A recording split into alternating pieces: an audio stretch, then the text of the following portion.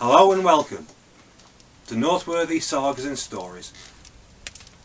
Please leave a comment. Now, my name is Niall Sigmundson, and I'm a Scot, a storyteller. And the story I'd like to tell you today is called Illusions, Part 1. And it concerns the Viking god Thor. Now, Thor was the son of Odin. He was the strongest and mightiest of all the gods. He was the only one who was brave enough and fierce enough to do battle against the giants, who were the enemy of the gods. And to aid him in his fight against the giants, Thor had a hammer called Mjolnir the Crusher, made for him by the dwarves of the underworld. And with the aid of that magical hammer, Thor wreaked havoc throughout the land of Jotunheim where the giants lived. And so it wasn't long before Utgardi, the king of the giants, heard about him, and about the havoc he was causing throughout the land of Jotunheim. And he wanted to get a measure of Thor. He wanted to understand this threat against himself and the giant race. So he sent out an invitation, inviting Thor to come and stay with him for a day or two, in his great hall, in the giant city of Utgard that was named after him. Now, it wasn't long before this invitation got to the halls of Asgard. Thor was keen to go. He was not afraid. After all, he would take his hammer with him. But the gods thought it would be a good idea for Loki to accompany him. He was his brother, but his mother was a giantess. He had giant blood in his veins, and they thought Thor was less likely to come to any harm or bother if Loki was with him. So the pair made their way across the sky in Thor's great chariot, drawn by his two giant goats, Crack-Tooth and Gap-Tooth. They set off and finally arrived in the land of Jotunheim. Now the day was wearing on, and soon night would be falling, and they needed shelter and food. And now they came across a homestead, and the farmer there made them welcome, but he said, "I have very little food to give you." "No problem," said Thor. "We can eat my goats."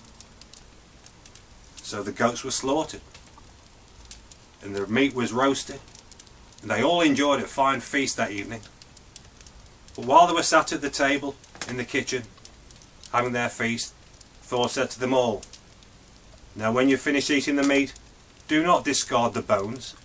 Don't throw them in the fire or into the cesspit, but save them and pile them carefully in the corner of the kitchen, for I shall have need of them come morning." So it was they retired to bed after the feast. But Thialfi, the farmer's son, he woke up in the middle of the night, still hungry. So he returned to the kitchen and went to the pile of bones, where he picked up a thigh bone, cracked it open and sucked out the marrow bone. He then went back to bed.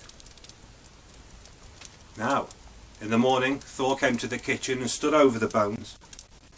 He whispered a silent spell, and then suddenly the bones began to form, and on those, flesh, and on that, the fur. And before their very eyes, the goats were reformed, just as they were before, except Crack-Tooth had a little limp, had a slight limp.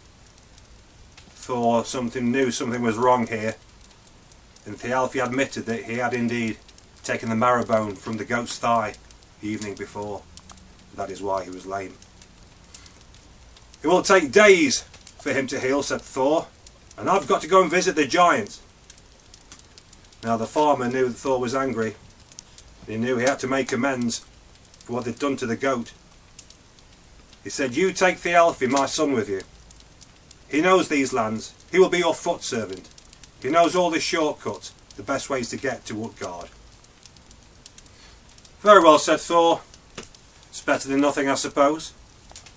And so it was they left. So the three companions, Thor, Loki and Thialfi, left the farm. And they were walking all day and grew tired. But just then they came across what seemed to be the mouth of a great cavern in the middle of the forest. So they went inside this cavern, and off to one side there was a cave. And they went into this cave to sleep. Now they did not light a fire, there was no need, for it was quite warm. And they soon fell asleep. But in the morning, Thor was awoken by a thunderous sound. He hated being woken up. He was still tired, and he was angry. So he got up and went outside the cavern. First thing he noticed, it wasn't a cavern they had slept in that night, but a giant's glove. Now the giant it belonged to was lying sound asleep, and the noise that Thor heard was his snoring. So Thor thought, I will silence this giant. So he got out his hammer, went and stood on the giant's shoulder, and while he still slept, cracked him at the side of the head. The giant carried on sleeping, didn't open his eyes, didn't stir, just carried on snoring. What's wrong with my hammer, thought Thor. It usually cracks the giant's skulls. So he went round to the other side, stood on his other shoulder, and gave another swift crack across the head. This time the giant just murmured something about a bird flapping around his ear. Still did not wake up.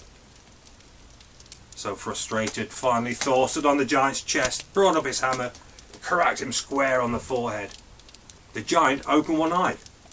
Ooh, did a twig just fall on my head?